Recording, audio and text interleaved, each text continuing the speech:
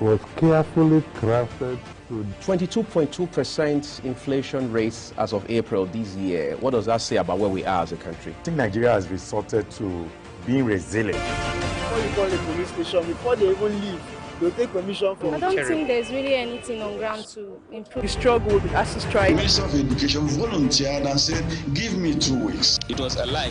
The president never gave me any deadline.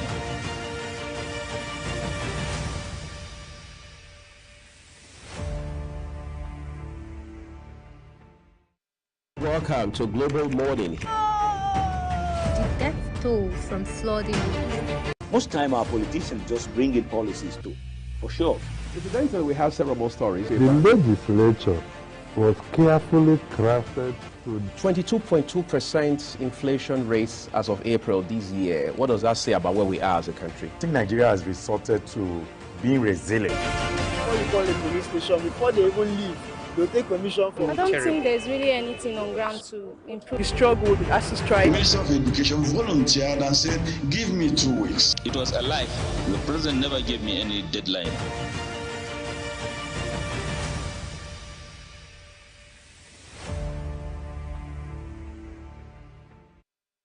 A very good morning to you. Thank you for staying with us here on Global Television. I'm Wiyag Mofwegwe, bringing you Global Morning. We are in Abuja, Nigeria's capital, and we're live across YouTube and other of our social platforms. A great Thursday, no doubt about that. But then it's again another opportunity for us to take a look at big conversations here for you this morning as events continue to unfold for the government of President Bola Tinubu. The focus has been on the renewed hope agenda that has become very strong and solid. That is the state, because development is not exclusive to the federal government. The states also have their own responsibilities, and that again is the reason apparently you now have some sort of synergy between the federal government and the states with regards to providing palliatives for citizens in light of the removal of fuel subsidy, which has posed a whole lot of challenge for Nigerians. Since that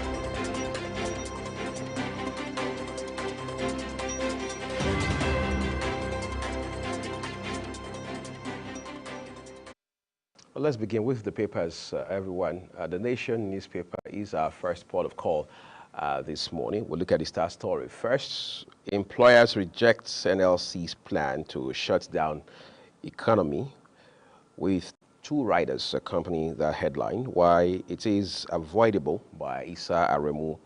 TUC awaits government action on proposals. Okay, big headline there. CNG buses on test run in Ogun. Gains of autonomy for varsities by VC. Details of that headline can be found on page 21 of today's Nation newspaper. But then we need to look at the headlines above the nameplates of the newspaper with a picture of the DG of NEMA there. All right, NEMA's alerts flood to pound 50 communities in 13 states. We brought you that story yesterday during our newscast. NIMC moved to Interior Ministry to speed up passport issuance for starters.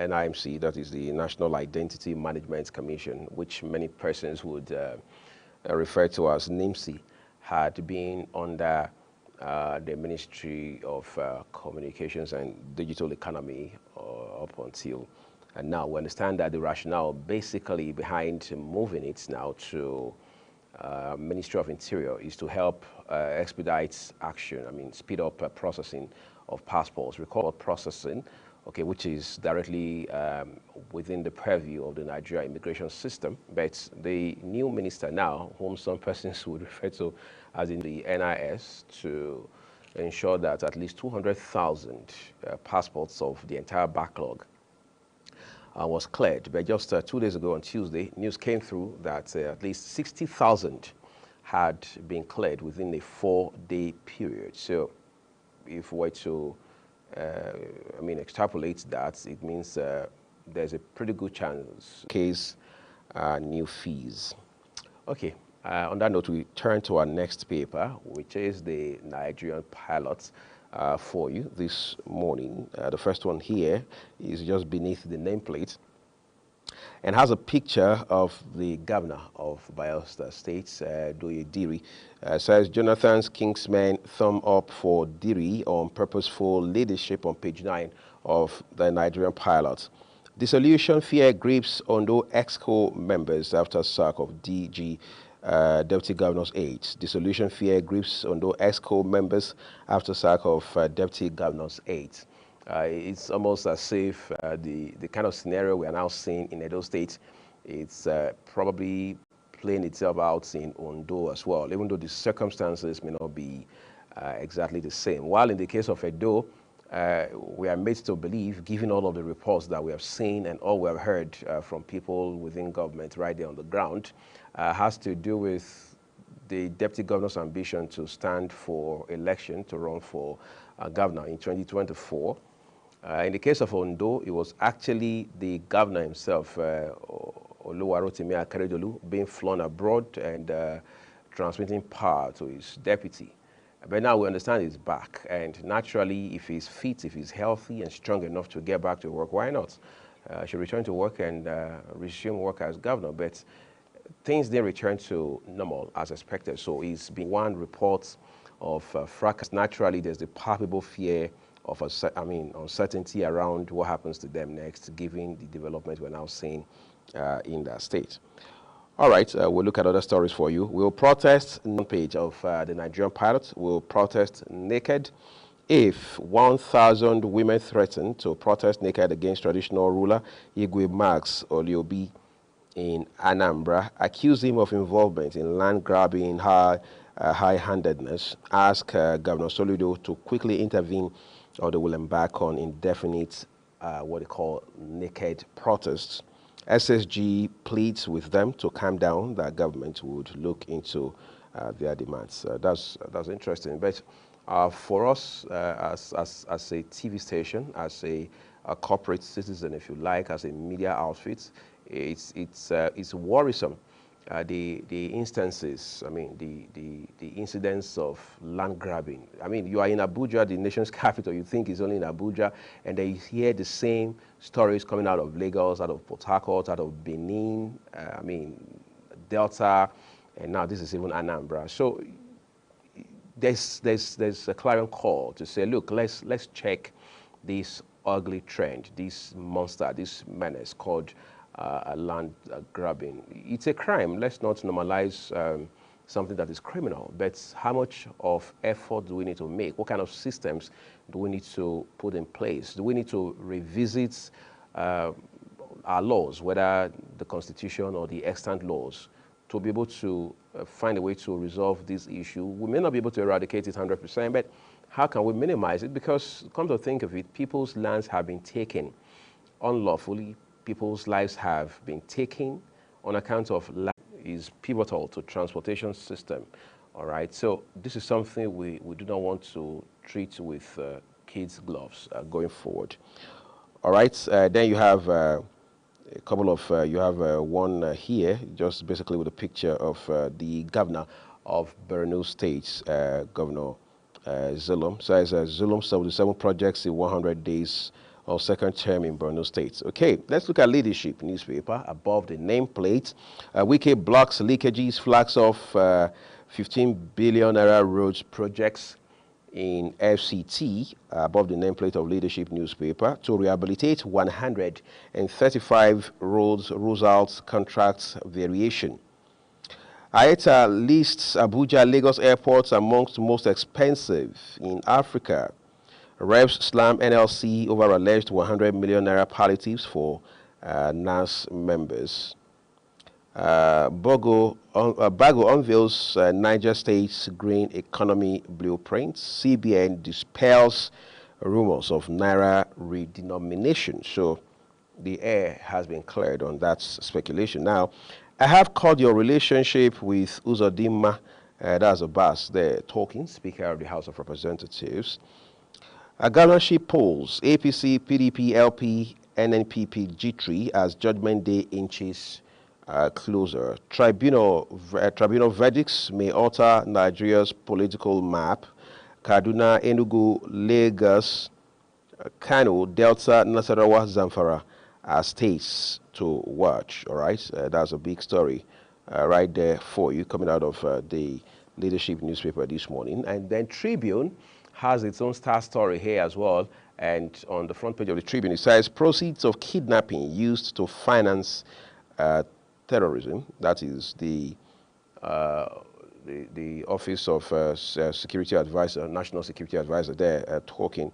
That's the National Security Advisor himself, Malam Nuhu Ribadu. They're saying that process of kidnapping used to finance terrorism. That is apparently dangerous, but you find that story on page 11, I should say, of today's Tribune newspaper.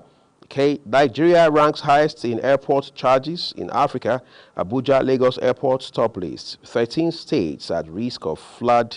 NEMA warns 6,000 dead in Libya flood. NIN passport crisis. FG moves NIMC to Interior Ministry. Reps deny collecting 100 million naira palliatives. Largesse with a picture of Speaker of the House of Representatives, Abbas there. The story is on page 15. Nominations open for 2023 Obafemi Awolowo Leadership Prize. If you're interested, find details on page 2 of the Nigeria Tribune. Okay, what my years as ambassador taught me, Awolowo Dosumu. Okay, CVL Colocom honors her to others. All right, these are stories from today's Tribune newspaper, but there's a concern with the big story on the front page here where the National Security Advisor says proceeds of kidnapping used to finance terrorism. That's dangerous, and you come to look at how much of a network, if you like, a syndicate it has become. We've seen, heard several stories. We have relatives, we have friends, we have colleagues who have been victims, some of them having people really dear to them who have been victims, and when they come out to share what they had seen, the kind of networks that these criminals operate, and then you understand that this is something that is neatly and very intentionally scripted in such a way that you're asking, where does the money go to? How did they pick up ransom? Is there a repository? How do they get arms and ammunition? How do they get supplies like food and so on and so forth? All right, who are those people out there that are helping them to get logistics and equipment? He himself is saying to you that for the most part, money is realized as ransom following instances of kidnap go into funding of terrorism, and that is just from one level of insecurity to another. But we are excited and we are optimistic when we look at the efforts being made by the armed forces and other security agencies. So all of these going forward will make a whole lot of difference for the better, and we will have to continue along that path. And that's the much we're bringing to you on Papers this morning. As always, we'll continue the conversation here on Global Television. Do stay with us.